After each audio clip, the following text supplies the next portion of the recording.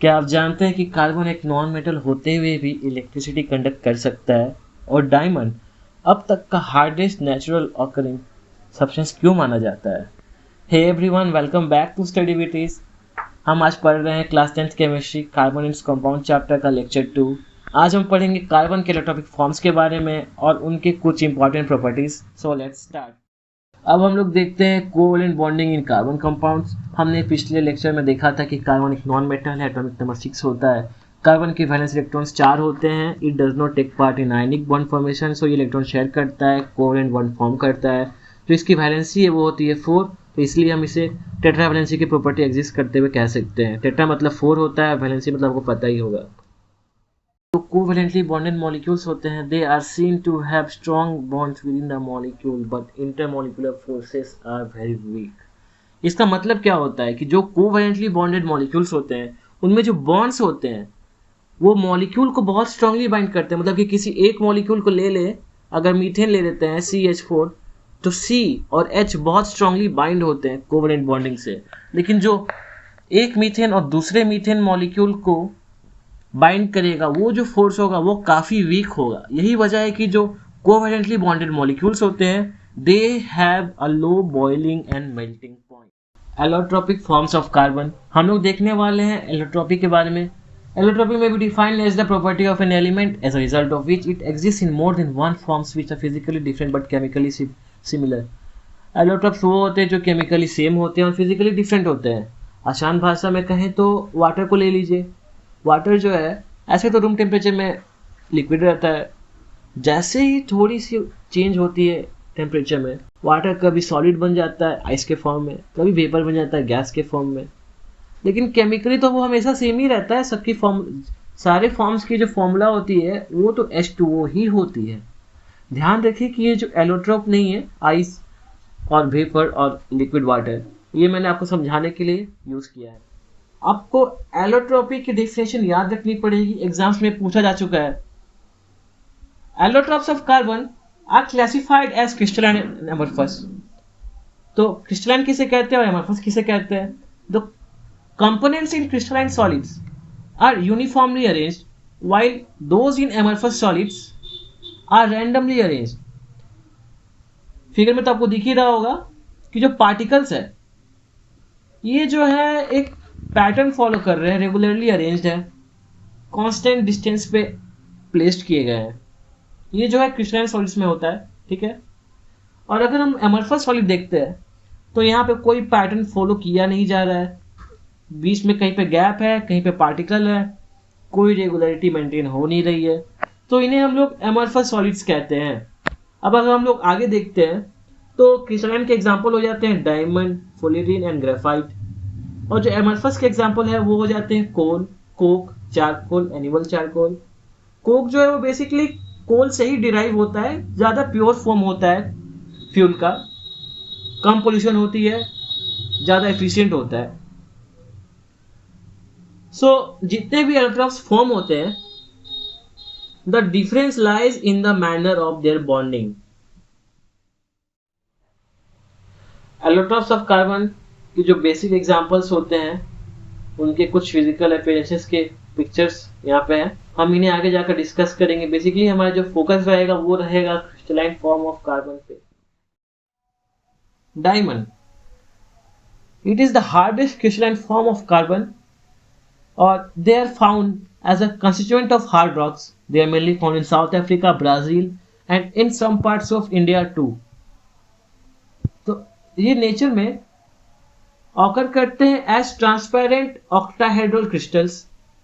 यहाँ पे आप देख सकते हैं कार्बन एक रो डायमंड का पिक्चर दिया गया है और पॉलिश होने के बाद ये काफ़ी खूबसूरत हो जाता है और इसकी जो वैल्यू होती है वो बहुत बढ़ जाती है।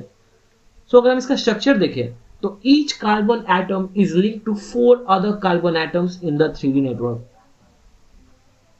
तो जो the carbon atoms in diamonds are closely packed, so it makes it quite hard. And since all the valence electrons of the carbon atoms are involved in bond formation, so absence of free electrons makes carbon have high melting point high refractive index, and a bad conductor of electricity and heat. Basically आप जो structure देख रहे हैं, यहाँ पे जो एक carbon है 4 और कार्बन से जुड़ा रहता है, ठीक है, तो सबके साथ फॉर्म बना लेगा, बॉन्ड बना लेगा, तो ऑब्वियसली यहाँ पे इलेक्ट्रॉन है नहीं, तो वो इलेक्ट्रिसिटी कंडक्ट नहीं कर पाएगा। और ये जो एटम्स होते हैं कार्बन के, वो बहुत ही क्लोजली पैक्ड होते हैं, तो इसकी जो मेल्टिंग पॉइंट होती है वो काफी ज्यादा हाई होती है। और diamonds can also be synthesize. Diamonds हैं वो नेचर में तो पाए ही जाते हैं, लेकिन इन्हें अब सिंथेसाइज भी किया जा सकता है। तो ये जो प्रोसेस है ये हमारे लिए उतना इंपॉर्टेंट है नहीं, तो हम लोग आते हैं यूजेस पे। 3 मेजर यूजेस होती हैं इसकी। First, it is use for cutting marble and glass. तो जो भी मार्बल वर्क होता है, स्टोन्स लगते हैं हाउस होल्ड में, उनको काटने के लिए, शेप करने के लिए जो कटर यूज होता है उसमें डायमंड का यूज किया जाता है। और ग्लास में भी उसकी कटिंग के लिए डायमंड से बना हुआ कटर यूज होता है। पॉलिशिंग सरफेस, वही मार्बल जब बैठ जाता है तो उसको पॉलिश करने के लिए, उसमें एक चमक लाने के लिए डायमंड की मशीन से पॉलिश किया जाता है।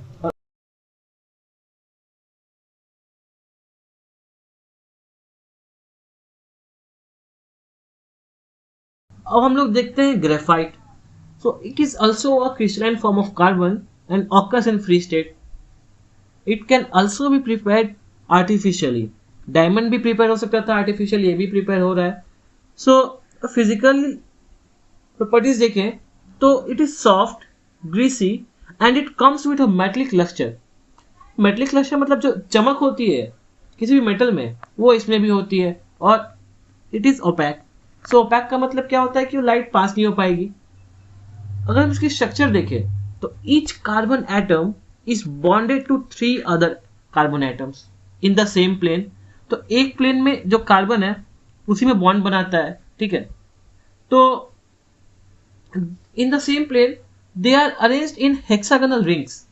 तो ये जो रिंग्स आप देख रहे हैं, ऐसे रिंग्स है, ऐसे वो फॉर्म हो जाते हैं और they are arranged in layers one above the other. ध्यान रहे जो रिंग्स है उनके बीच में वर्टिकली कोई बॉन्ड नहीं होती।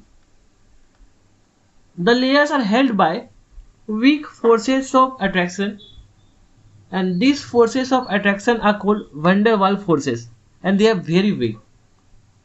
So since one electron of each carbon is free to move, क्योंकि 3 ही एटम से ये बॉन्डेड होते हैं, तो एक इलेक्ट्रॉन जो फ्री होता है, तो ये जो इलेक्ट्रॉन है it makes graphite a good conductor of electricity and heat.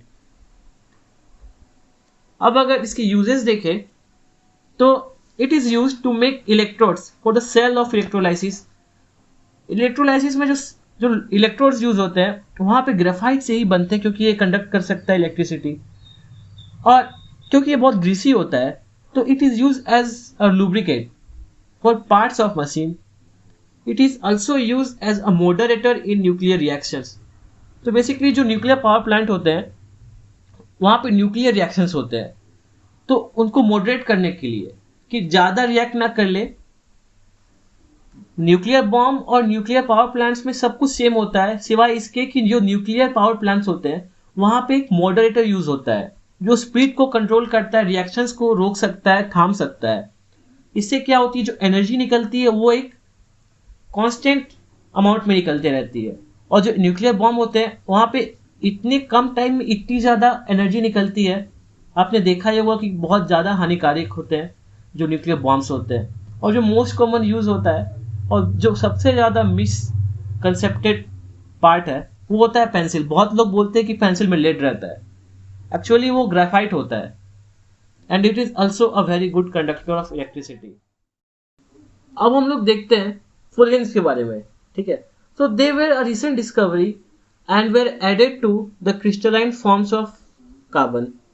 तो इनको लैब में फॉर्म किया गया था। They were form by combination of large number of atoms कहीं कहीं पे कार्बन की संख्या 60 होती है, कहीं पे 70, कहीं पे 320 भी देखा गया है, कहीं पे 720 तक पहुंच गए हैं. So काफी large number of carbon atoms were involved in the formation of fullerene. The most known is Buckminster fullerene. तो बकमिस्टर क्यों कहा जाता है? Actually they were discovered by Kroto and Robert Curl. Important नहीं है. Since this structure looked like the geodesic dome designed by the famous US architect Buckminster Fuller. ये जो महान हस्ती आपको दिख रही है, काफी गंभीर लग रहा है पिक्चर में. तो इन्होंने जो स्ट्रक्चर डिजाइन किया था, आप पीछे देख सकते हैं, ये जो स्ट्रक्चर है इन्होंने डिजाइन किया गया है. ये डिजाइन किया गया था to host large industrial exhibitions. So इनकी मेमोरी में जो ये स्ट्रक्चर है, इसका नाम हमने बकमिस्टर फुलरेन रखा. तो इसकी जो फॉर्मूला होती है वो होती है C60, कॉमनली कहते हैं इसे. So they consist of 12 5-membered ring and 26 6-membered rings, and they are bonded by single and double bonds, and they are also known as bucky balls. जैसा आप यहाँ पे देख सकते हैं, जो पिंक वाला है, पिंक वाला पेंटागन है, और जो ग्रीन वाले हैं वो सारे हेक्सागन है, 6-membered rings. तो इसकी जो नंबर्स है 12 और 26, ये इंपॉर्टेंट है, काफी बार एग्जाम में आ चुके हैं. And they are also the purest allotropic form of carbon. अब हम लोग इसकी यूजेस देख लेते हैं. सो प्योर स्टेट में ये इंसुलेटर जैसे बिहेव करते हैं, but they can be easily converted into semiconductors. ठीक है, सिलिकॉन भी एक सेमीकंडक्टर है. इसे इलेक्ट्रॉनिक्स में यूज होता है, फोन्स और कंप्यूटर्स के सर्किट बोर्ड्स में काफी यूज होता है सेमीकंडक्टर्स का, और सुपर कंडक्टर्स में भी इसे बदला जा सकता है. And the radioactive C60O oxygen है यहाँ पे. It is use to treat cancer and AIDS therapy में भी इसका यूज है. एंड जो फोटोकेमिकल इंडस्ट्री होती है, यहाँ पे इसे कैटलिस्ट के रूप में यूज किया जाता है. And now we will have a closer look at their structures. So हम लोग इनके स्ट्रक्चर्स को डिटेल में पढ़ेंगे. सो ये जो है सिलेबस में कवर नहीं होगा. So this is only for the interested ones. If you don't want to explore much, please skip to the next slide. तो हम लोग अगर ग्रेफाइट में देखें, तो graphite is bonded to 3 atoms. Each atom is bonded to 3 atoms. Diamond में देखें तो 4 एटम से ईच एटम बॉन्ड होता है, और फुलरेन में 3 एटम से बॉन्डेड होता है. ठीक है. So there are different layers of graphite.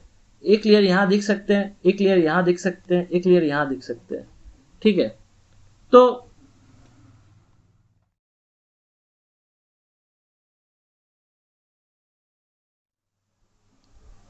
ये लेयर्स होते हैं, ये जो लेयर्स है, these different layers of graphite are held by weak van der Waals forces, which result in slipping of the layers one above the other, and this property makes graphite a perfect lubricant. So यहाँ पे जो layers है, ये layers है, ये layers है, ये जो dotted line आप देख रहे हैं, ये जो है bond नहीं है, ये है weak van der Waals forces. ठीक है. अगर हम लोग इसमें देखते हैं डायमंड में, तो डायमंड जो है 3 नेटवर्क है, तो यहाँ पे सारे के सारे बॉन्ड बहुत ही स्ट्रांगली हेल्ड होते हैं. ओके. अब अगर हम लोग फुलरेन देखते हैं, तो यहाँ पे each carbon forms a double bond. ठीक है. अगर हम लोग ये कार्बन लेते हैं, तो यहाँ पे ये एक डबल बॉन्ड फॉर्म कर रहा है, 2 सिंगल बॉन्ड फॉर्म कर रहा है. ठीक है. So there is a complete sharing of atoms, electrons. ठीक है. सो यहाँ पे जो ऑक्टेट है वो पूरा हो जा रहा है. क्या आप मुझे बता सकते हैं why is fullerene the purest form of carbon? Graphite और डायमंड क्यों ना हो? So the reason lies behind their structure and the manner of bonding. So अगर हम लोग डायमंड देखें, तो डायमंड में क्या होता है कि जब हम लोग एच पे जाते हैं, एच पे तो चारों एटम्स जो हैं, चारों जो इलेक्ट्रॉन्स हैं, वो बॉन्डेड नहीं रहेंगे. 1 या 2 ही इलेक्ट्रॉन जो है वो बॉन्ड रहेगा कोवेलेंटली, और जो बाकी 2 है वो फ्री रहेगा और वो कोई भी इम्प्योरिटी जो भी उसके सरफेस पे आए वो कैच कर लेगा, ठीक है। The same goes for graphite too. Graphite के भी एज पे फ्री वैलेंसीज होती हैं, so they catch any impurity that comes in contact. अब हम लोग जब फुलेरिन देखते हैं तो फुलेरिन में क्या होता है कि यहाँ पे कोई फ्री वैलेंसी नहीं होती है, क्योंकि यहाँ पे कोई एज ही नहीं होता, स्फेरिकल है तो कोई एज नहीं होता। तो यहाँ पे जो सरफेस पे जब फ्री वैलेंसी है ही नहीं तो कोई भी इम्प्योरिटी को कैच कैसे किया जाए, कैच नहीं होगा। So they are regarded as the purest form of carbon. So ये था एलोट्रॉपिक फॉर्म्स ऑफ कार्बन पे वीडियो। सो ये होता है हमारा एंड लेक्चर 2 का। आगे हम लोग पढ़ेंगे कार्बन कंपाउंड्स होमोलोगस सीरीज जो नेक्स्ट लेक्चर्स में आएंगे। So that's all for today. Keep learning. God bless you all.